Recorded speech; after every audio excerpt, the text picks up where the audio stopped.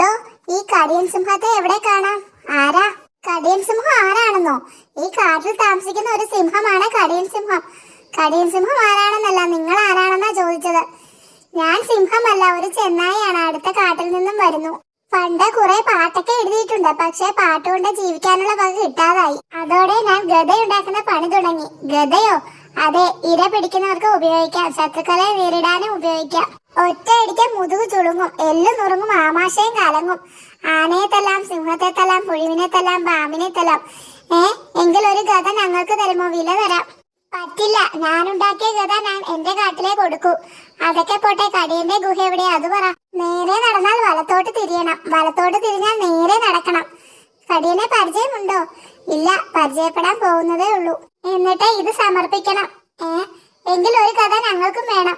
ഗദ ഈ കാട്ടിൽ വിൽക്കാൻ പറ്റില്ലെന്ന് ഞാൻ പറഞ്ഞതല്ലേ. ശരു, ഇവനാള് തരികിടയാ. നമുക്ക് തരാതെ ഗദ കടിയന് മാത്രം കൊടുക്കാനുള്ള പരിപാടിയാ. ഇനി കടിയന്റെ അടി ഗദ കൊണ്ടായിരിക്കും. എങ്കിൽ താൻ കടിയനും ഇത് കൊടുക്കണ്ട. ഭീഷണിയാണോ? ഞാൻ ഇത് കൊടുത്താൽ തനിക്കെന്താടോ? കടിയന് മാത്രമായി താൻ ഈ കാട്ടിൽ ഗദ കൊടുക്കണ്ട, മനസ്സിലായോ? ഗദയോ? ഗദ ഞാൻ കൊടുക്കുന്നില്ല. പിന്നെ കടിയന് സമർപ്പിക്കുമെന്ന് പറഞ്ഞതോ? അത് കടിയനെ പറ്റി ഞാൻ എഴുതിയ ഈ പാട്ടിന്റെ കാര്യമല്ലേ. വരികൾ മറന്നു പോകാതിരിക്കാനാ ഞാൻ എന്റെ ഈ ഗദയിൽ എഴുതിക്കൊണ്ട് വന്നത്. നിങ്ങളെയും കേൾപ്പിക്കാം. ഉടയവനല്ലോ കടിയൻ, ഉടയവനല്ലോ അടിമകളല്ലോ ഞങ്ങൾ, അടിമകളല്ലോ ഓ ഓ ഓ. ഗദ കൊണ്ടുള്ള അടിയായിരുന്നു ഇതിലും ഭേദം. അടിച്ചു സൂത്ര, അടിച്ചു. ആരടിച്ചു? ആരെ അടിച്ചു? സമ്മാനം അടിച്ചെന്ന്. കാട്ടിൽ ഏറ്റവും അടികൊണ്ടിട്ടുള്ള സമ്മാനം തനിക്കാ. ഇന്നലെ കടിയൻ അടിച്ചത് കൂട്ടിയപ്പോൾ 500 ഇടിയായി. കാട്ടിലെ ലോക റെക്കോർഡാ. ഇത്രയും ഇടികൊണ്ടിട്ടും ജീവിച്ചിരിക്കുന്നത് ലോകാത്ഭുതമാണെന്ന് എന്നാരാ പറഞ്ഞത്? പറഞ്ഞവരെ ഇപ്പൊ ഇനി എത്തും തനിക്ക് സ്വീകരണം തരാൻ. റെക്കോർഡിന്റെ കാര്യം ഞങ്ങൾ അറിഞ്ഞു. ദാ ഇതൊക്കെ ഞങ്ങളുടെ സമ്മാനമാ. അയ്യടാ.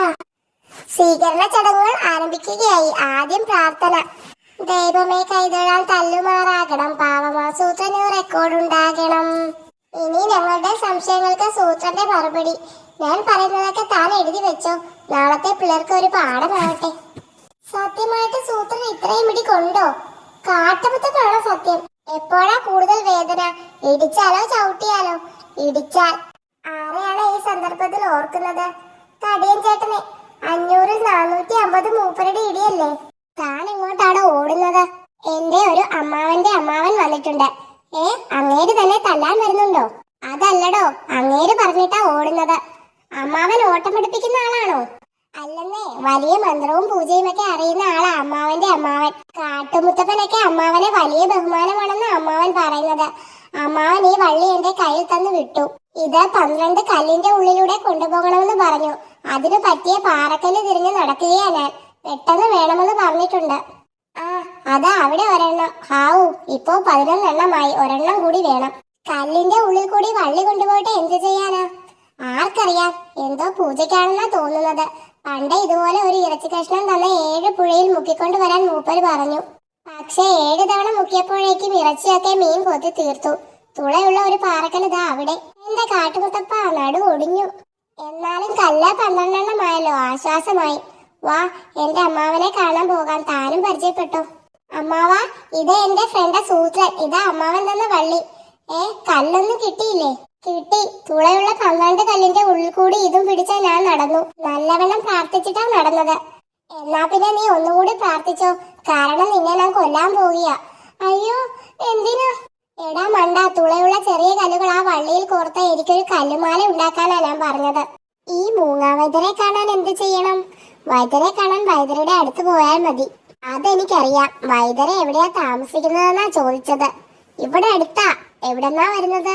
ഞാൻ ഇവിടെ അടുത്തല്ല, കുറെ അകലെയാ. ഈ മുടി ഇങ്ങനെ വളരുന്നതാ പ്രശ്നം. ഇതൊന്ന് വെട്ടിക്കളഞ്ഞാൽ പോരെ? വെട്ടി നോക്കി, അപ്പൊ പിന്നെയും വളരുന്നു. അത് കാരണം മറ്റു പുലികൾ എന്നെ ഗ്രൂപ്പിൽ നിന്ന് പുറത്താക്കി. മുടിയനായ പുത്രൻ എന്നാ അവരെന്നെ വിളിക്കുന്നത്. വൈദ്യരുടെ സ്ഥലം ഞങ്ങൾ കാണിച്ചു തരാം, വാ. വലിയ ഉപകാരം. ഇതാണ് സ്ഥലം. പക്ഷെ വൈദ്യരെ എങ്ങോട്ടാ പോയിരിക്കുക? മുടിയൻ ഇവിടെ വെയിറ്റ് ചെയ്യേ. വൈദ്യരെ ഇപ്പൊ വരും, ഞങ്ങള് പോണു. ദേ വൈദ്യര്. വൈദ്യരെ, ഒരു പുലിക്ക് മുടി വളരുന്നു. പുള്ളി വൈദ്യരെ കാത്ത് ഇരിപ്പുണ്ട്. ഞാൻ 1/2 മണിക്കൂർ വൈകും. ഒരു കാര്യം ചെയ്യാമോ? ഈ മരുന്ന് കഴിക്കാൻ പറ, മുടി പോകും. വൈദ്യര് വരാൻ വൈകും. ഈ മരുന്ന് കഴിച്ചോ, മുടി പോകും. മരുന്ന് കൊണ്ടുപോടോ. ഇനി മുടി പോയാലാ കുഴപ്പം. ഇവരെന്നെ ഗ്രൂപ്പിൽ കൂട്ടി. വൈദ്യരെ, എന്റെ ഈ കൂട്ടുകാരന്റെ പുള്ളി മായ്ക്കാൻ മരുന്നുണ്ടോ? ഒരു ദിവസം വിക്രമന്റെ താവളത്തിൽ. മുത്തു, കിട്ടിയടാ കിട്ടി. എന്താ എന്താ? ഒരു മന്ത്രം കിട്ടി. ഏത് പൂട്ടും തുറക്കാൻ പറ്റുന്ന പൂട്ടാതി മന്ത്രം കുട്ടൂസൻ തന്നതാ. ഓ, നമ്മളിനി ഒരു വിലസും. അതെ, വാ, സമയം കളയണ്ട. അല്പം കഴിഞ്ഞ ടൗണിൽ.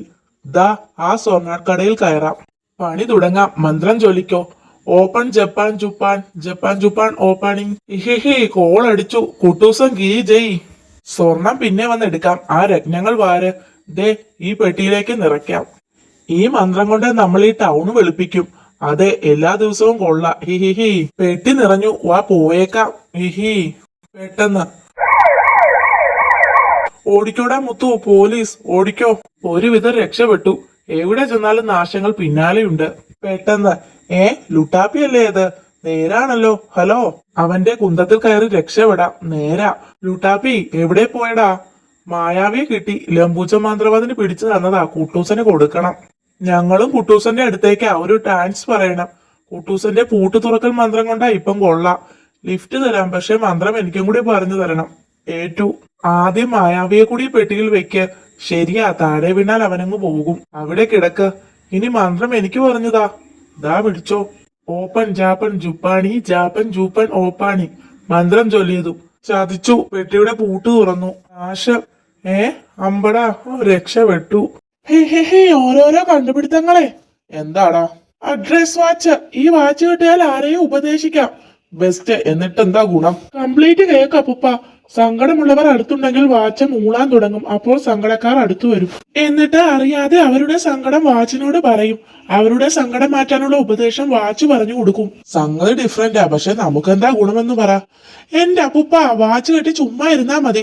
സങ്കടം പറഞ്ഞ ആളുകൾ വരും. ഓരോന്നിനും ഫീസ് വാങ്ങാം. അത് ശരിയാ. ഒരു സങ്കടത്തിന് 100 രൂപ വാങ്ങിയാൽ പോലും ലാഭമാ. ഹിഹി. നാട്ടുകാരുടെ സങ്കടം വിറ്റ് നമുക്ക് കാശുണ്ടാക്കാം. ഹിഹി. പക്ഷെ അതിനെ വാച്ച് വാങ്ങണ്ടേ? ഓർഡർ ചെയ്യാം അപ്പൂപ്പ, പ്ലീസ്.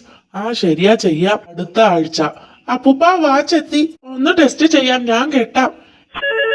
ആർക്കോ സങ്കടമുണ്ടല്ലോ. വാച്ച് മൂളി തുടങ്ങി. വാച്ചേ, എനിക്കൊരു സങ്കടമുണ്ട്. മായാവിയെ പിടിക്കാൻ പറ്റുന്നില്ല.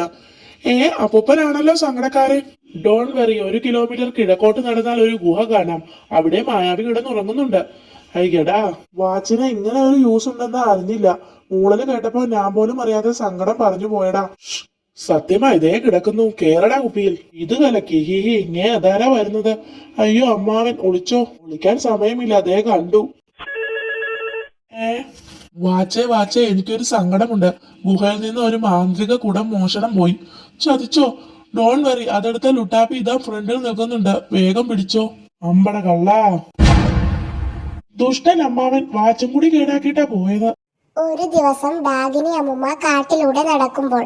ഹിഹി. ഈ മാമ്പഴം വീഴുമ്പോൾ തട്ടിയെടുക്കാം. പക്ഷേ മാമ്പഴം നിലത്ത് വീണതും. ഹിഹിഹിഹി. ഹമ്പടാ, അവനാ മാമ്പഴം വെള്ളമാക്കിയല്ലോ. ഇത് മാന്ത്രിക തെറ്റാലിയാ ഉറപ്പ്. നില്ലടാ അവിടെ.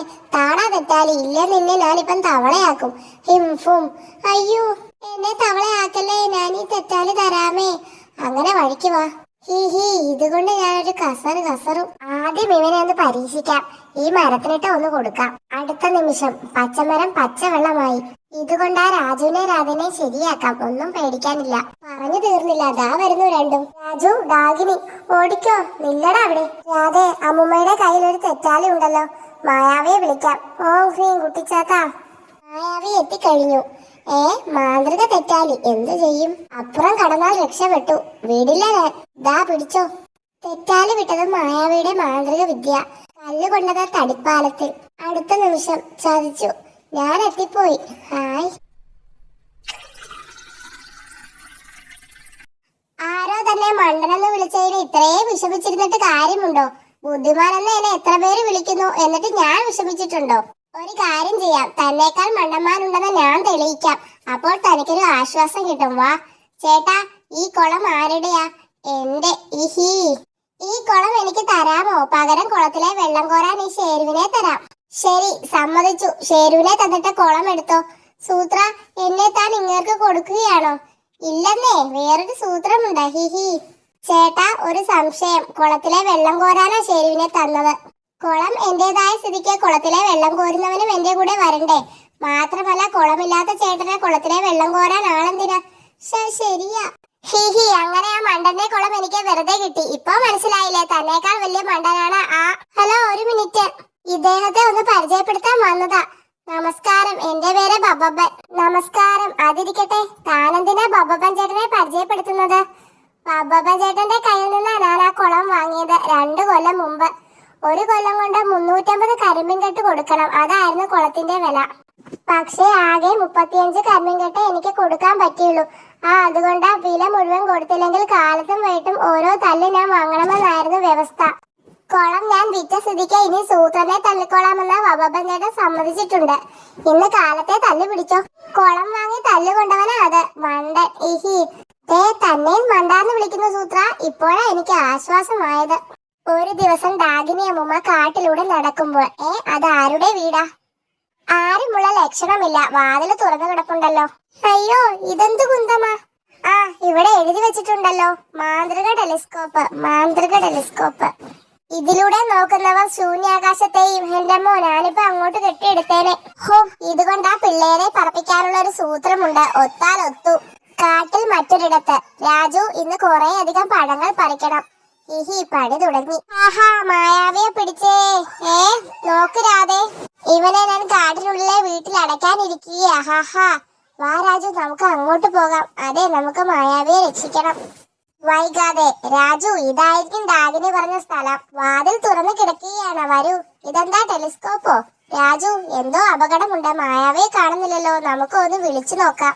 ഓം ഹ്രീം കുട്ടിച്ചാത്ത, ഓം ഹ്രീം. മായാവി എത്തിക്കഴിഞ്ഞു. എന്താ കൂട്ടുകാരെ, മായാവി നിങ്ങൾ എങ്ങനെ ഇവിടെ എത്തി?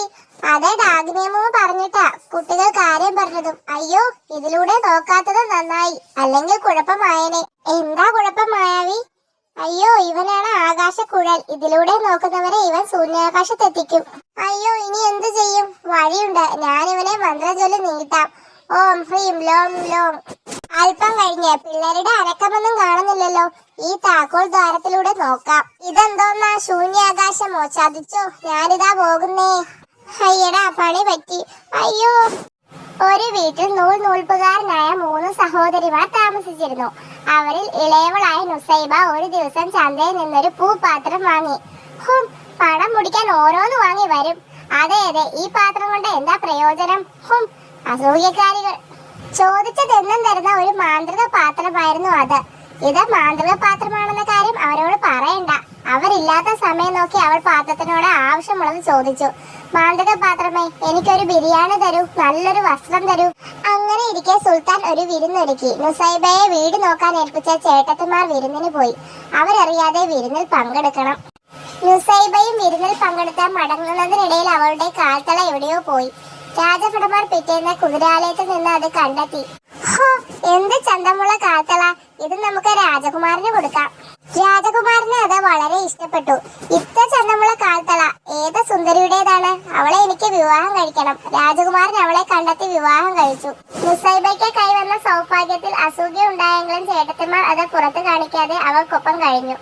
അതിനിടെ നുസൈബയുടെ മാന്ത്രിക പാത്രത്തെ കുറിച്ച് അവൾ അറിഞ്ഞു. ഹയ്യടാ, ആ പാത്രം കൈക്കലാക്കണം. മാന്ത്രിക പാത്രത്തിന്റെ സഹായമുണ്ടെങ്കിൽ എളുപ്പത്തിൽ അവരുടെ കഥ കഴിക്കാം. ഒരു ദിവസം ചേട്ടത്തിമാർ നുസൈബയുടെ മുടി കെട്ടിക്കൊടുക്കുകയായിരുന്നു. ഇത് തന്നെ പറ്റിയ തക്കം. അവർ അവളുടെ തലയിൽ ഒരു വലിയ സൂചി കുത്തിയിറക്കി. അയ്യോ! അടുത്ത നിമിഷം അവൾ തലയിൽ സ്വർണ്ണപ്പൂവുള്ള പ്രാവായി മാറി ജനലിലൂടെ പുറത്തേക്ക് പറക്കുകയും ചെയ്തു. ആഹാ, ഇനി അവളുടെ ശല്യമില്ല. ഇതൊന്നും രാജകുമാരൻ അറിഞ്ഞില്ല. പക്ഷെ തന്റെ പ്രിയതമയെ കാണാതെ രാജകുമാരൻ ദുഃഖിച്ചു. എങ്കിലും എന്നെ വിട്ട് എങ്ങോട്ടാണ് അവൾ പോയത്? രാജകുമാരൻ ദുഃഖിച്ചിരുന്ന ദിനങ്ങളിലൊക്കെ ഈ പ്രാവും അവിടെ എത്തിയിരുന്നു. പാവം, എന്നെ പോലെ ഈ പക്ഷിക്കും എന്തോ സങ്കടമുണ്ട്. രാജകുമാരൻ അതിനെ കയ്യിലെടുത്ത് തലോടാൻ തുടങ്ങി. എന്താണ് എന്റെ തലയിൽ സൂചിയോ? പാവം, വേദനിക്കുന്നുണ്ടാവും. രാജകുമാരൻ ആ സൂചി വലിച്ചെടുത്തു. അതോടെ പ്രാവ് നുസൈബയായി. എന്റെ നുസൈബയോ? അതെ, ഞാൻ തന്നെ. അവൾ ഉണ്ടായതെല്ലാം അദ്ദേഹത്തോട് പറഞ്ഞു. അതിനിടെ ചേട്ടത്തിമാർ രോഗശയ്യയിലായി. വൈകാതെ അവർ മരിക്കുകയും ചെയ്തു. നുസൈബയും രാജകുമാരനും പിന്നീടുള്ള കാലം സന്തോഷത്തോടെ ജീവിച്ചു. ഈ സ്റ്റോറി ഇഷ്ടമായെങ്കിൽ സബ്സ്ക്രൈബും ലൈക്കും ഷെയറും ചെയ്യണേ. Okay, bye bye. ബീഹാറിലെ ഉൾഗ്രാമത്തിലായിരുന്നു ഹീരാബായി എന്ന സ്ത്രീയുടെ വീട്. പ്രാതലിന് ഇത്രയും റൊട്ടി വേണ്ടി വരില്ല. കുറച്ച് ആ മതിലിന് മുകളിൽ വെക്കാം. അതുവഴി വന്ന ഒരു കൂനൻ കൊതിയോടെ ആ റൊട്ടിയും എടുത്ത് നടന്നു. ആ പാവത്തിന് ഒരു നേരത്തെ വിശപ്പടക്കാനുള്ള ഭക്ഷണമായി. തൊട്ടടുത്ത ദിവസവും ഹീര ഒരു റൊട്ടി മതിലിന് മുകളിൽ വെച്ചു. അന്നും കൂനൻ അതെടുത്തു. ഈ കൂനൻ വീണ്ടും വന്നല്ലോ. ദിവസവും അത് തുടർന്നു. അതാ വരുന്നു. എന്നാൽ കൂനൻ ഒരിക്കൽ പോലും തന്നോട് നന്ദി പറയാത്തതിൽ ഹീരാബായിക്ക് ദേഷ്യം തോന്നി. ഈ കൂനനെ തീരെ നന്ദിയില്ല. ദിവസം ചെല്ലുന്തോറും ഹീരയുടെ ദേഷ്യം കൂടി വന്നു. നന്ദികെട്ട കൂനനെ ഒരു പാഠം പഠിപ്പിക്കണം. ദേഷ്യം സഹിക്കാനാവാതെ ഹീര വിഷം പുരട്ടിയ ഒരു റൊട്ടി ഉണ്ടാക്കി. ഇത് തിന്ന് ചാവട്ടെ ആ കൂനൻ. പക്ഷേ ഉടൻ തന്നെ ഹീരയ്ക്ക് തന്റെ തെറ്റു മനസ്സിലായി. ദൈവമേ, എന്നോട് ക്ഷമിക്കണേ. ഏതോ ചെലുത്താൻ എന്റെ മനസ്സിൽ ദുഷ്ടചിന്ത നിറച്ചതാ. വിഷം പുരട്ടിയ റൊട്ടി ഹീര അടുപ്പിലേക്ക് എറിഞ്ഞു.